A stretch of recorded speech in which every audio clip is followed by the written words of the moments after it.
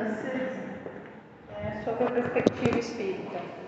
A ideia desse tema iniciou mês passado, com a questão do Outubro Rosa, e esse mês a gente também tem o Novembro Azul, que também trata da questão do câncer. Então, nada mais pertinente a gente poder conversar sobre essa patologia.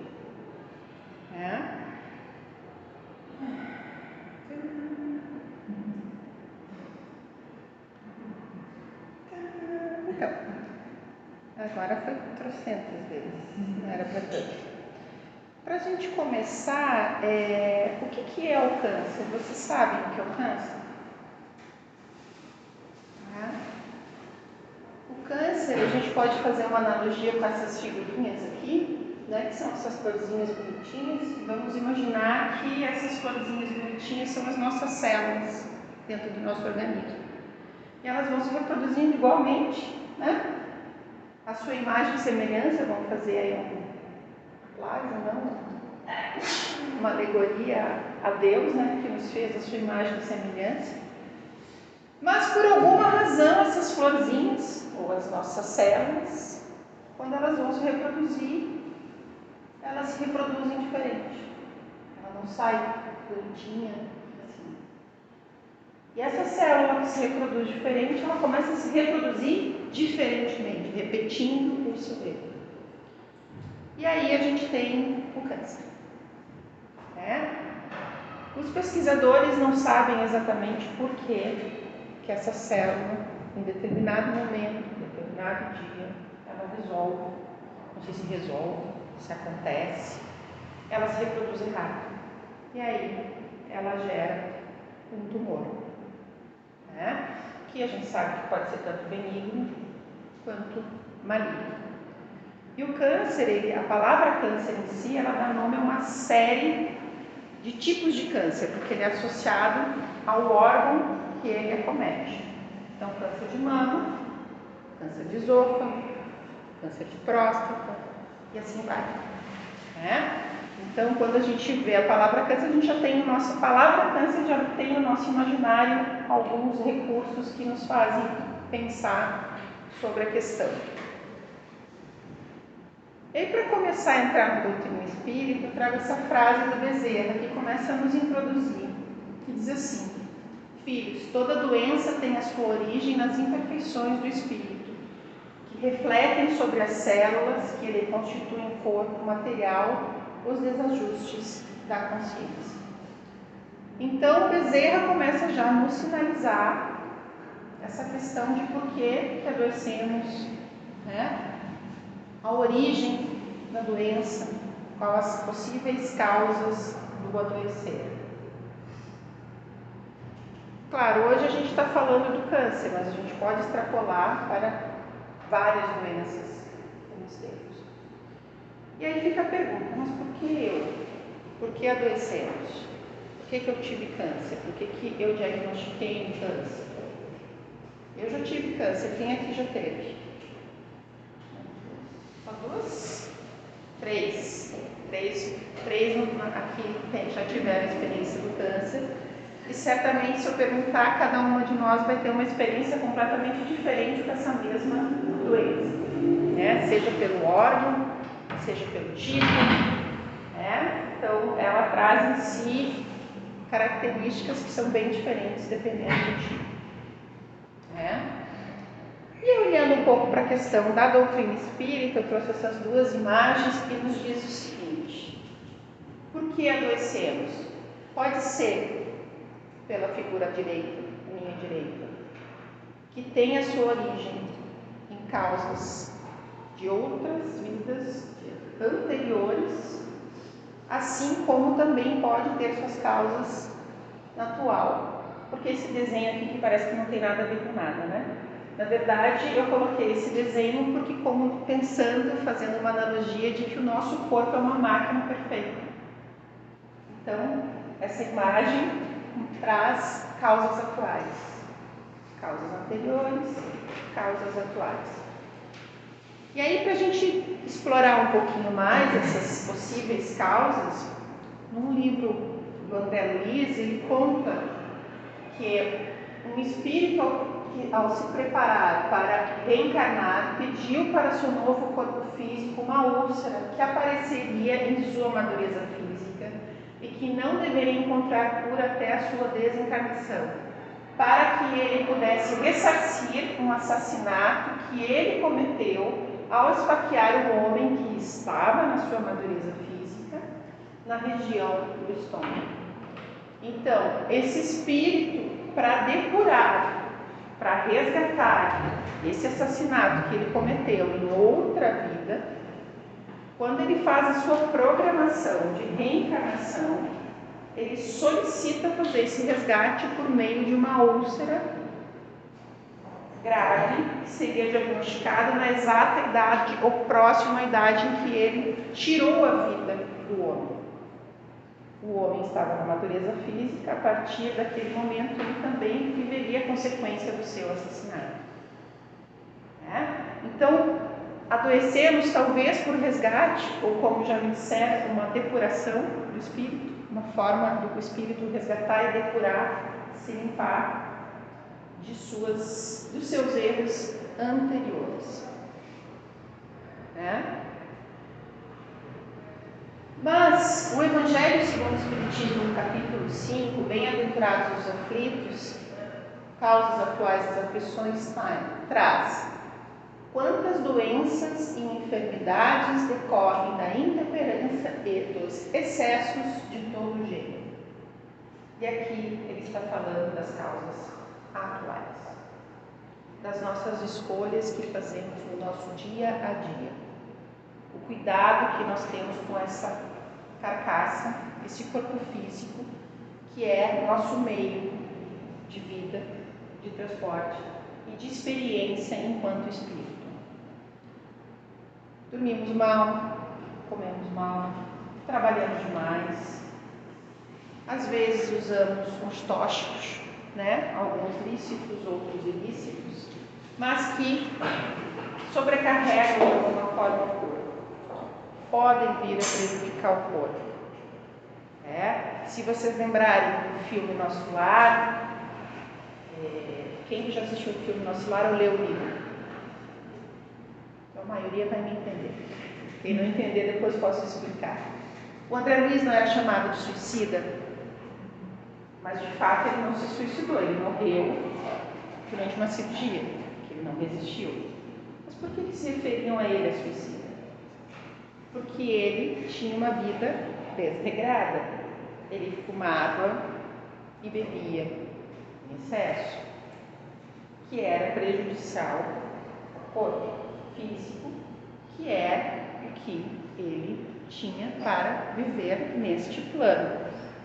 Então, por isso, se chamava de suicida. Ele não era um suicida, vamos dizer, ativo, que fez algo para se matar, mas ele era um suicida passivo, que não tomava o cuidado necessário com seu corpo físico na manutenção. Certo?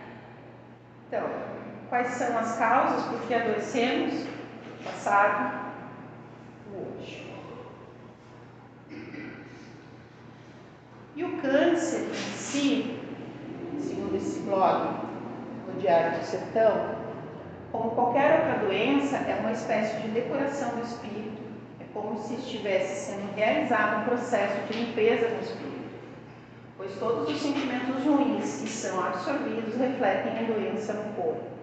São atitudes, pensamentos e sentimentos ruins que o corpo materializa e vira doença.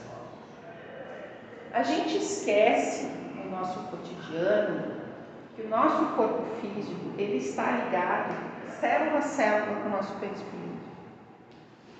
Que a nossa saúde mental está em todo o nosso corpo físico, de alguma forma conectado. E onde que vai aparecer e surgir a doença, o excesso, que não no nosso corpo físico? É ele que vai nos sinalizar que algo saiu do ponto, que algo precisa tomar cuidado. O câncer é uma tentativa de reequilíbrio como se fosse um aviso, um pedido de tempo a quem não soube elaborar emoções da vida e, em muitos casos, achou que daria conta de tudo. Uma doença pode ter um significado muito maior do que se imagina. É assim visto como uma oportunidade de rever e avaliar a vida. Quando eu fui diagnosticada com câncer de mama, eu fiz um atendimento fraterno, uma conversa fraterna nesta casa com a qual eu sou trabalhadora. Me veio uma orientação espiritual que dizia o seguinte: filha, você sempre teve isso no seu corpo. Por que isso se manifesta agora? Respondendo essa pergunta, você encontrará a cura. Simples, né? Bem simples. Mas faça o tratamento indicado pelos médicos terrenos. Ou seja, a causa está em você mesmo. Reflita, avalie, olhe, analise, mas também faça o tratamento dos médicos terrenos. Sem o tratamento, rejeito. Então, passa muito por essa questão. O que eu excedi? O que eu não fiz que deveria ter feito? E o câncer, ele tem uma conotação muito forte com a questão emocional. Então, excessos, como diz aqui, faltas, sapos e mais sapos que engolimos no nosso cotidiano, ao longo da nossa vida, em diferentes circunstâncias, que não são bem digeridos, porque sapos todos engolimos, mas a gente tem que digerir para poder o fluxo digestivo ter seu caminho, seu curso natural, certo? O que a gente está engolindo, né? Que emoções estamos guardando, que está ficando indigesto no nosso espírito e por isso alcança o nosso corpo físico como uma sinalização de que algo se excedeu ou que não demos a atenção que deveríamos ter dado. E aqui eu trago essa frase, que foi a frase que me ajudou a entender e aceitar, me resignar com a minha condição de diagnosticada com câncer de mama. Não cai uma folha da árvore se Deus não deixar, sem a permissão ou autorização de Deus. Na época do meu diagnóstico, minha filha tinha 2 anos de idade. Quando te dizem que você está com câncer, adivinha o que acontece? Qual é o primeiro pensamento? Eu vou morrer. Eu vou morrer. Mas querem saber? Vocês também vão morrer. Todinhos. De câncer, de atropelamento, de velhice, de AVC, de tristeza. Todos vamos morrer. Mas uma doença como câncer ou uma doença crônica, uma doença mais grave, ela nos coloca em xeque. Porque ela grita no seu ouvido: você vai morrer e eu posso te matar. Ponto. Simples assim. Ou você se cuida, ou eu estou no corpo. Não é? E por que essa frase me ajudou? Porque assim, eu vou morrer, eu tenho uma filha de 2 anos, o que vai ser dela? E aí aquela gente vai se pegando as coisas materiais, e isso e aquilo, e o apartamento, e o trabalho, e a família, e veio essa frase soprada assim, não cai uma folha assim que eu permita. Então, se você está com esse diagnóstico, é porque eu permiti que você tivesse esse diagnóstico. É uma oportunidade de você refletir. Porque você está. Porque quando eles disseram isso sempre esteve em você, porque agora se manifesta, eu interpreto como uma célula, como todos nós podemos ter em algum momento, essa mutação na nossa célula. Por alguma razão, eu alimentei essa mutação. E era isso que eles diziam. Presta atenção nisso. Eu sempre interpretei. Se você olhar e cuidar e mudar, você encontra cura. Né? Então, com isso veio a calmaria. Calmaria em paz, né? Tipo assim, entrei naquele fluxo maluco que quem já teve, sabe? 200 mil exames, te aperta de tudo que é lado, te enche de agulhado para tudo que é lado, é operação para tudo que é lado, é cirurgia, é quimioterapia, é radioterapia, perde cabelo, engorda, emagrece, fica feia, fica bonita, perde mama, no caso era mama, depois reconstrói mama e assim vamos, que foram 2 anos assim de atropelo. Em 28 de junho de 2018 eu fui diagnosticada, em setembro de 2018 eu estava em tratamento. Eu tive 1 semana para desconectar, desligar todos os meus pacientes, de dizer assim, não vamos trabalhar, a minha saída. Não, querida, ela assim, eu não vou te atender semana que vem. Te encaminho para tal, te encaminho para tal, te encaminho para tal. O que aconteceu? Aconteceu uma coisa que eu preciso fazer agora. Alguém morreu? Que eu saiba, não. Todo mundo seguiu os seus acompanhamentos, todo mundo sobreviveu, eu estou viva, está tudo ok, a vida se acomodou, tudo se ajustou. Porque as coisas se acomodam, as coisas se ajeitam se a gente não coloca ansiedade em cima delas. É difícil, eu sou super ansiosa, apesar de ter essa cara calma. Não é fácil. E aí, se, então, apesar de tudo, a gente se cuidar, cuida da alimentação, cuida do estresse, ainda assim, ficamos doentes. Encaremos-la como um alerta ou uma advertência quanto à nossa conduta atual ou como consequência do passado exigindo reajuste para voltarmos ao equilíbrio. Não compliquemos mais a situação com tristeza, desânimo, revolta ou agressividade. Tenham fé. Acredito. Porque em qualquer tratamento, os médicos terrenos, como se expressa a espiritualidade, a gente é fator decisivo. Se a gente decide morrer, a gente morre. Se a gente decide viver, a nossa chance de viver é muito maior.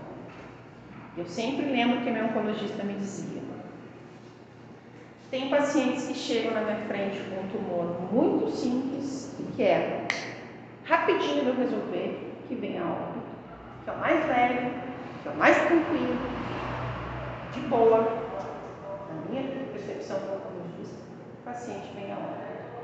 Assim como tem pacientes que chegam na minha frente que eu penso, cara, esse câncer aí não vai dar. Claro que ela não diz isso para o paciente, né? Mas ela falou para mim assim, esse câncer é. E a paciente sobrevive. Qual que é a diferença? A forma como o paciente lidou. A forma como a pessoa encarou o seu aborrecimento. Então, se a gente não atrapalhar, já está bom. Mas se a gente puder ajudar, fazendo o tratamento e mantendo a mente positiva, e buscando, fazendo a reflexão, melhor. Busquemos na medicina, nos recursos espirituais, o alívio possível e, quem sabe, até mesmo a cura. E vejam bem, eles não estão dizendo que a gente vai curar. Mas se a gente ajudar, a gente pode assim alcançar, quem sabe, a cura. Mas o que vai fazer a diferença?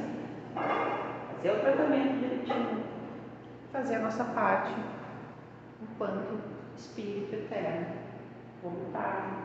Vou fazer o que eu tenho que fazer, vou fazer uma reflexão da minha vida, das minhas escolhas, de onde estou, por que estou. Façamos o que de nós depende para melhorarmos as nossas condições atuais. E isso só cabe a cada um de nós. Não adianta pai, mãe, marido, filho, esposa querer que a gente melhore se a gente não quer melhorar. Se a gente parar agora um instante e fizer um exercício, fechem os olhos um pouquinho e pensem uma coisa ruim no trânsito para vir para cá com essa chuva, o estresse que foi. Agora abram os olhos. Qual é a sensação? Ruim, né? E se a gente alimenta essa sensação ruim, ela vai ganhando força. E ela vai se alimentando. Agora, fechem os olhos de novo. E pensem numa coisa boa. No abraço gostoso do filho, no beijo carinhoso do companheiro, companheira, da mãe, do pai. Um dia ensolarado, um pôr do sol maravilhoso. Um trânsito fluindo. Não é melhor? Não ameniza? Não passa aquela coisa ruim? Esse é o exercício.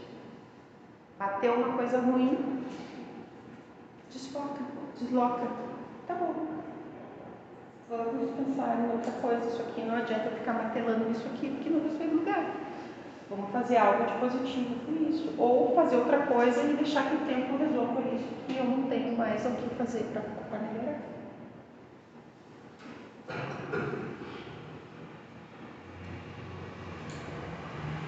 Procuremos nos conscientizar quanto ao que causou a enfermidade e modifiquemos para o melhor o nosso comportamento.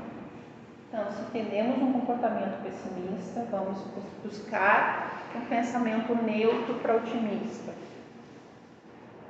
Podemos olhar, entender e nos energizarmos e nos alimentarmos com coisas boas. O que são coisas boas? Boas leituras.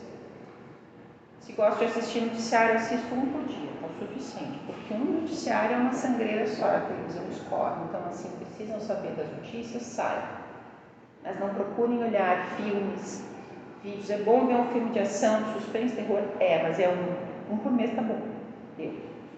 Porque a gente vai atraindo essas energias sem se perceber. Por que a gente se sente tão estimulado para assistir coisas tão pesadas? Será que a gente está assistindo sozinho? Então, são pequenos detalhes que a gente não se percebe que fazem toda a diferença. Por que veio esse pensamento na minha cabeça? É meu, não é? Se é meu, o que eu vou fazer para mudar? Se não é meu, uma prece para o amigo e seguimos em frente e vamos tentar mudar.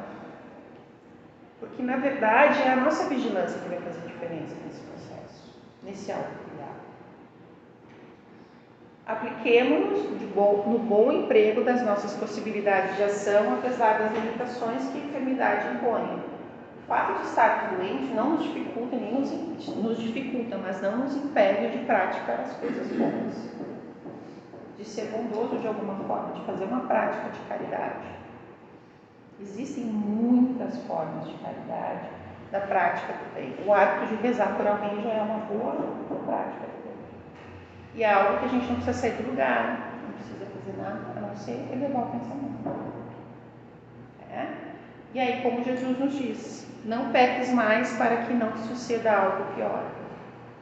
Ou seja, não repita o erro, não reforce aquilo que não está bom. Você quer sair do lugar, a gente quer fazer uma mudança, a gente precisa ter novos comportamentos, tentar outras alternativas. Porque se a gente continuar fazendo a mesma coisa, buscando uma resposta diferente, isso não vai acontecer. Eu lembro uma vez, numa reunião no trabalho, a minha gerente, ela queria que eu desse um retorno para ela que satisfizesse ela sobre uma determinada situação. E ela me perguntava e eu dizia, não dá, não posso, não dá, não vai dar. E chegou uma hora que eu me irritei, eu disse assim, muda a pergunta, pelo amor de Deus, porque essa aí eu vou te responder a mesma coisa sempre. Não dá. Não dá para fazer isso. Tecnicamente eu não tenho como fazer. Então que alternativa a gente tem? Que alternativa a gente tem, já muda a pergunta e a resposta também vai mudar.